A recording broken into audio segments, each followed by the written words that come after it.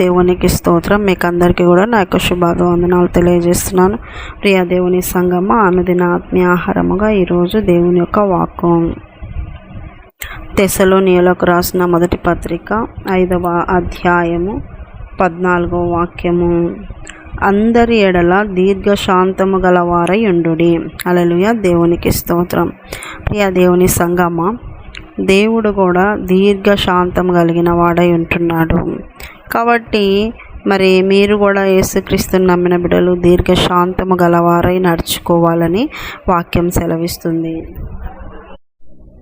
ఇది మరి మీ జీవితాల్లో దీర్ఘశాంతము అనేటువంటి గుణము కలిగి ఉన్నారా అన్నప్పుడు మీకు కొన్ని పరీక్షలు అనుమతించబడతాయి, కొన్ని శోధనలు అనుమతించబడతాయి, కొన్ని మీ తలంపుకు, మీ ఆలోచనకు, మీ ప్రణాళికకు వ్యతిరేకంగా అనుమతించబడతాయి.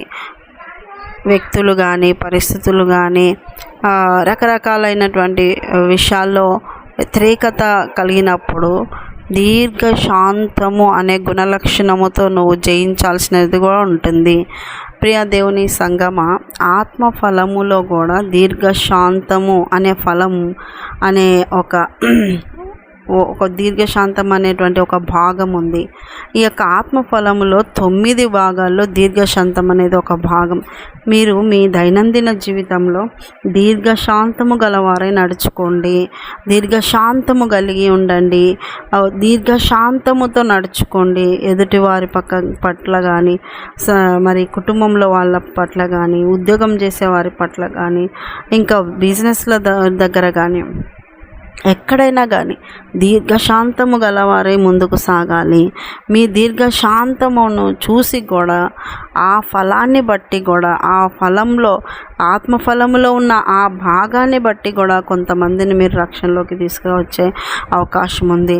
ఆ ఫల భాగంలో, ఆత్మఫలం అనే ఆ ఫల భాగంలో దీర్ఘశాంతం అనే భాగము, దీర్ఘశాంతం అనే స్వభావ, దీర్ఘశాంతం అనే లక్షణాన్ని బట్టించి కూడా దేవునికి మహిమ వస్తుంది. దీర్ఘశాంతమునకు వ్యతిరేక పదము తొందరపాటు. దీర్ఘశాంతమునకు వ్యతిరేక పదము తొందరపాటు. మరి తొందరపాటు చాలామంది జీవితాల్లో నష్టాన్ని తీసుకొస్తుంది. ఈ యొక్క తొందరపాటు వల్ల అనేక మంది జీవితాలు మరి కృంగిపోయే పరిస్థితి వస్తుంది. కాబట్టి దీర్ఘశాంతం కలిగి ఉండాలి తప్ప తొందరపాటు కలిగి ఉండకూడదు. అది ఎవరి పట్లనైనా, ఎక్కడైనా, ఏ పరిస్థితుల్లోనైనా తొందరపాటు అనేటువంటిది ఉండకూడదు. ఓపిక, సహనము కలిగి ఉండాలి. ఓర్చుకునే మనసు, సహించే మనసును పొందుకున్నప్పుడు నువ్వు దీర్ఘశాంతం కలిగి ఉంటావు. లేకపోతే తొందరపడి నీ స్వభావములో మరి కోపమును కానీ, అసహనము కానీ, మాటలు మరి మాట్లాడడం వల్ల కానీ నీ యొక్క సాక్ష్యాన్ని కోల్పోతావు. నీకు రావాల్సిన దేవుని మేలును కోల్పోతావు. ఈ విధంగా ఉండకుండా దేవుని యొక్క వాక్యం సెలవిస్తుంది, కోల్పోవడానికి కాదు నువ్వు రక్షణలోకి వచ్చింది, నువ్వు దేవుని వద్ద నుండి దీవెనలు పొందుకొనికి వచ్చినావు. దీర్ఘశాంతం కలిగి బ్రతకండి. కొంతమంది జీవితాల్లో ఈ దీర్ఘశాంతం లేక చాలా నష్టం, చాలా చెడ్డ పేరు, చాలా కృంగిపోయి, కృషించిపోయి, నిరాశలోకి వెళ్ళిపోయే జీవితాలు ఉన్నాయి. దీర్ఘశాంతము కలిగి నువ్వు ఒక సమస్యను ఎదుర్కోగలిగితే నువ్వు అంచెలంచెలుగా ఎదగడానికి అవకాశం ఉంది. దీర్ఘశాంతం కలిగి ఉండాలి.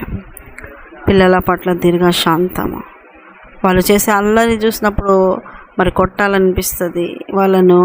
అయితే దీర్ఘశాంతం కలిగి, ఓపిక కలిగి ఉండాల్సిన పరిస్థితి నువ్వు నేర్చుకున్నప్పుడు నువ్వు పిల్లలను కూడా చక్కగా పెంచగలుగుతావు. భార్య పట్ల దీర్ఘశాంతం, భర్త పట్ల దీర్ఘశాంతం, ఇంకా రకరకాలైన పరిస్థితుల్లో అందరికీ ఒకే రకమైన పరిస్థితి ఉండదు కదా. దీర్ఘశాంతము కలిగి బ్రతకండి, దీర్ఘశాంతము కలిగిన వారై ఉండండి. మిమ్మల్ని చూస్తేనే ఎదుటి వ్యక్తికి ఒక ప్రశాంతత రావాలి. మీ మాట చూస్తేనే కొంతమంది జీవితంలో ఉన్న అలజడి, హృదయంలో ఉన్న అలజడి తొలగిపోవాలి. అటువంటి మాదిరికరమైన జీవితాన్ని కలిగి జీవించండి. దీర్ఘశాంతము కలిగిన